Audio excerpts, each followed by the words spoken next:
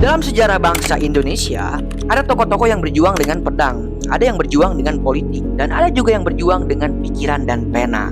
Salah satu di antaranya adalah Muhammad Natsir, sosok yang tidak hanya dikenal sebagai politikus Islam, tetapi juga seorang pemikir, guru, dan negarawan sejati. Ia memperjuangkan gagasan besar bahwa Islam dan nasionalisme bukan dua kutub yang bertentangan, melainkan dua kekuatan yang bisa berjalan beriringan membangun bangsa.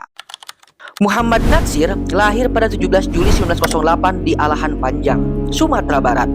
Wilayah Minangkabau memang dikenal sebagai tanah yang subur bagi lahirnya para cendekiawan dan pejuang seperti Muhammad Hatta, Haji Agus Salim, hingga Buya Hamka. Sejak kecil, Natsir tumbuh dalam lingkungan keluarga sederhana yang religius. Ayahnya, Idris Sultan Saripado, bekerja di kantor pemerintahan, sementara ibunya, Khadijah, dikenal sebagai perempuan yang taat beragama.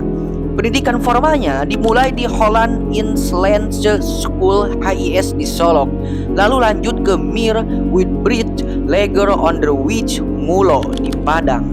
Namun, sejak muda, Natsir sudah menunjukkan kecerdasan dan kedisiplinan luar biasa.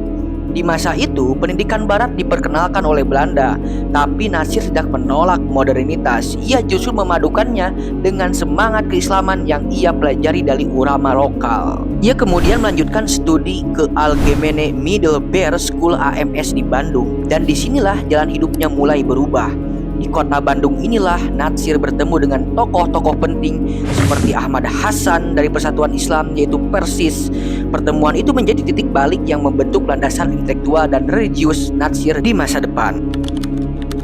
Di Bandung, Natsir mulai aktif menulis. Ia banyak membaca karya-karya pemikir Islam dunia seperti Muhammad Abduh, Rashid Ridho, dan Iqbal. Ia juga menulis artikel-artikel di majalah Pembela Islam dan Panji Islam yang membahas hubungan antara Islam, ilmu pengetahuan, dan kemajuan bangsa. Pada usia muda, Natsir sudah dikenal sebagai pemikir tajam yang mampu menjembatani dunia Islam dan modernitas.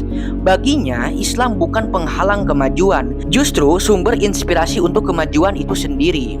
Selain menulis, Natsir juga aktif di organisasi Jong Islamitin Bond, yaitu JIB, wadah pemuda Islam berpendidikan barat yang ingin tetap berpegang pada nilai-nilai Islam.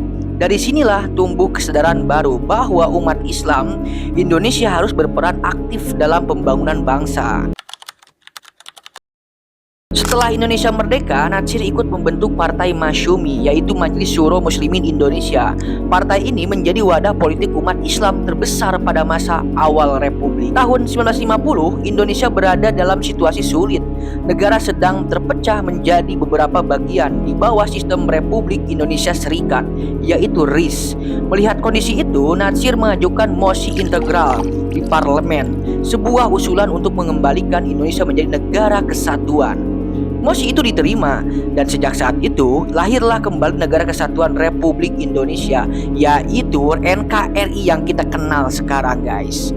Inilah salah satu kontribusi terbesar Natsir terhadap bangsa, mengembalikan persatuan Indonesia lewat jalan diplomasi, bukan kekerasan.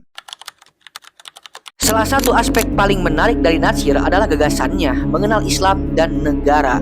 Ia menolak dua ekstrim, negara teokratis yang kaku dan negara sekuler yang menyingkirkan agama. Menurut Natsir, Islam tidak bisa dipisahkan dari kehidupan berbangsa dan bernegara. Islam bukan hanya ibadah ritual, tapi juga mengatur hubungan sosial, keadilan, dan moralitas publik. Dalam bukunya, Kapita Selecta, Natsir menulis, Islam bukan hanya kumpulan ibadah, tetapi juga sistem hidup yang mencakup seluruh aspek manusia. Artinya, dalam pandangan Natsir, Islam adalah dasar moral dan etika untuk mengelola negara. Namun, ia juga sangat menghormati pluralitas Indonesia.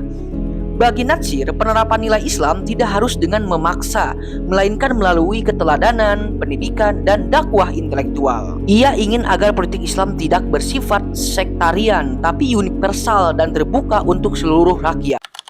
Banyak orang di zamannya menilai bahwa Islam bertentangan dengan nasionalisme. Namun, Natsir justru membantah keras pandangan itu.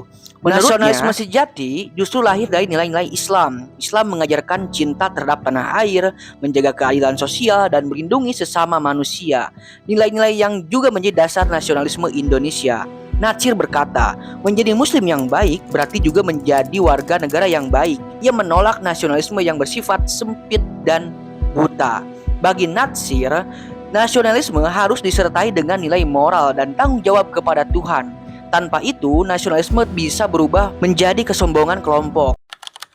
Lalu, setelah masa politiknya berakhir, terutama setelah Masyumi dibubarkan oleh pemerintah, Soekarno pada 1960, Natsir tidak berhenti berjuang. Ia fokus di bidang dakwah dan pendidikan. Ia mendirikan Dewan Dakwah Islamiyah Indonesia (DDII) pada tahun 1967.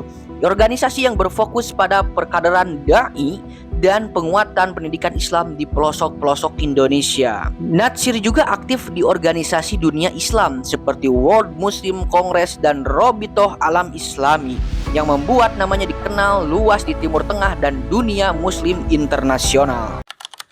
Natsir menulis banyak karya penting yang membahas hubungan antara Islam, modernitas, dan politik. Buku Kapitas Selekta menjadi warisan intelektual terbesarnya, berisi kumpulan artikel, pidato, dan esai yang menampilkan kecerdasan logis dan kedalaman spiritual. Melalui tulisan-tulisan itu, kita bisa melihat sosok Natsir sebagai pemikir nasional yang religius dan religius yang rasional. Ia tidak menolak modernisasi, tetapi menekankan bahwa kemajuan tanpa moral akan berujung pada kehancuran. Sampai akhirnya Muhammad Natsir wafat pada 6 Februari 1993 di Jakarta. Namun pengaruhnya tidak pernah padam. Ia mendapat banyak penghargaan, termasuk Bintang Republik Indonesia Adi Pradana dan bahkan King Faisal Award dari Arab Saudi, salah satu penghargaan tertinggi untuk tokoh Islam dunia. Natsir diingat bukan hanya sebagai politisi, tapi sebagai pendidik, penulis, dan teladan moral bangsa. Kini, di abad ke-21, kita hidup di zaman yang serba cepat. Ketika moral dan logika seringkali berjalan ke arah berlawanan, namun pemikiran Natsir tetap relevan. Ia mengingatkan kita bahwa kemajuan teknologi tidak boleh mengikis nilai keimanan, dan cinta tanah air tidak boleh membuat kita lupa pada nilai kemanusiaan. Dari Natsir kita belajar bahwa agama dan negara bukan musuh, tetapi dua sayap yang membuat bangsa terbang lebih tinggi, cuy. Muhammad Natsir bukan hanya bagian dari sejarah, tapi juga cermin untuk melihat masa depan Indonesia yang adil, bermoral, dan beriman. Pemikirannya tentang integritas Islam dan kebangsaan adalah warisan yang tak ternilai, warisan yang seharusnya kita jaga, renungkan, dan lanjutkan. Muhammad Natsir berkata, agama tanpa ilmu lumpuh, ilmu tanpa agama buta. Semoga kita bisa mengambil pelajaran dari sosok besar ini dan menjadikan nilai-nilainya sebagai panduan untuk membangun Indonesia yang beradab dan bermartabat. Thank you yang sudah menonton. Kalau kamu suka pembahasan mendalam tentang tokoh-tokoh inspiratif Indonesia, jangan lupa like, comment, and subscribe. Dan nyalakan loncengnya supaya nggak ketinggalan pembahasan-pembahasan lainnya. Thank you.